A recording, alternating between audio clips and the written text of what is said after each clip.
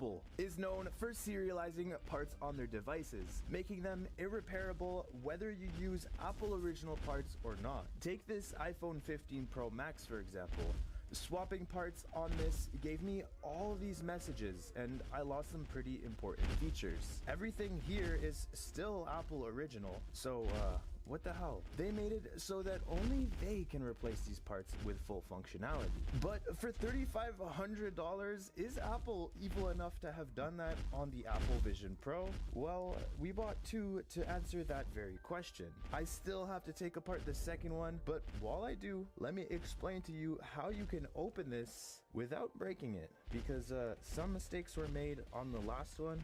Thankfully, nothing went too wrong, and this still fully works. First things first, we'll remove the bands as well as the speakers because it's so important that we protect the Vision Pro this time around. We'll be using some Scotch tape on the lenses. Once applied, we'll cut it to shape so that it can't come off. Because these are made of plastic, it's absolutely essential that we protect them. And unfortunately, the same goes for the front. The Vision Pro uses laminated glass, but unlike the laminated glass so many are used to, this one has an outer layer made of plastic. Protecting this is important purely for cosmetic reasons, as having a scratched up Vision Pro won't really affect anything, but it will look super ugly. We also have to cut this to shape, being very careful not to accidentally slip with a razor blade and slice something that shouldn't be sliced.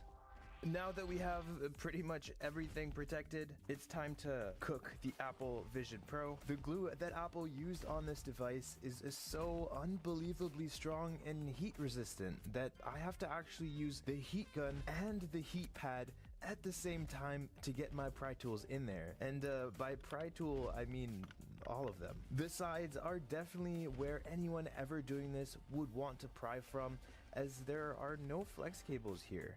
But there are some on the top and the bottom, so prying from there would be a huge mistake.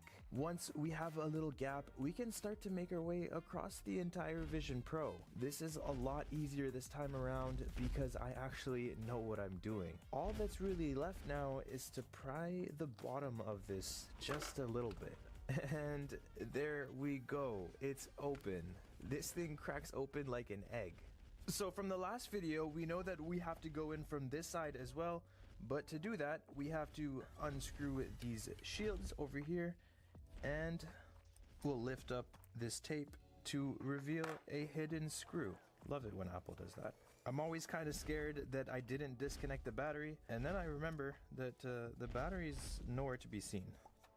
We'll remove these shields. I think now is a good time to introduce how I'm going to keep these screws organized. Yeah, it's not pretty, but I took a picture of the Vision Pro and I caved out these massive holes so that when I take both apart, I could just drop the screws in the designated hole and have everything organized so my mind can be at peace. Now we can pop off all of these connectors. Goodbye. Goodbye and goodbye. That's the front persona display alongside the two cameras. We'll put that over there. Now the scary part. This is where I messed up last time. Really don't want to mess up this time. We're gonna have to pry into this fabric just around the corners and try and pop it off. Let's see if this works. And it seems like it just unclips. Definitely way easier than cutting it open.